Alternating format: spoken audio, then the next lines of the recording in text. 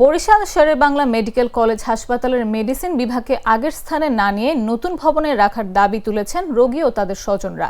তাদের দাবি, নতুন ভবনের চিকিৎসা সুবিধা আধুনিক, প্রশস্ত এবং সেবার মান আগের তুলনায় অনেক ভালো।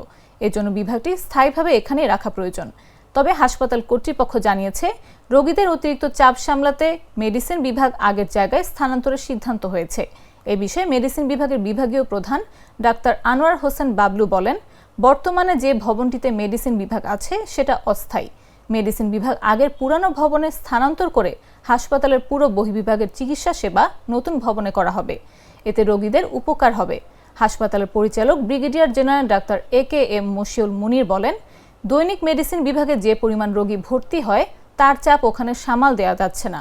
তাই বিভাগটি স্থানান্তর করে আগের জায়গায় নেওয়ার পরিকল্পনা করা হয়েছে।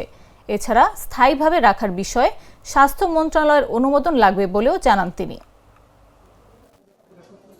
এই বিল্ডিংয়ে এত বড় একটা মেডিসিন ডিপার্টমেন্ট আসলে কোনো মতেই চালানো সম্ভব না, কারণ ওখানে নাই পর্যাপ্ত ভেন্টিলেশন, পর্যাপ্ত বাথরুম, পর্যাপ্ত ডাক্তারদের রুম, পর্যাপ্ত প্রফেসরদের রুম, একটা সিস্টেম যে কাঠামো, একটা ওয়ার্ড চালাবার জন্য যে কাঠামো, এই কাঠামো আসলে ওই বিল্ডিংয়ে তো না। ওই বিল্ডিংটা আসলে ওয়ার্ডের জন্য তৈরি করা হয় নাই, যার জন্যই সমস্যাটা। যদি ওয়ার্ডের কনসেপ্টে তৈরি করা হতো তাহলে বড় লিঙ্ক থাকতো, এক পাশে থাকতো টয়লেট প্রিমিসেস, আরেক পাশে থাকতো যে CA রেজিস্টার প্রফেসরদের রুমগুলো।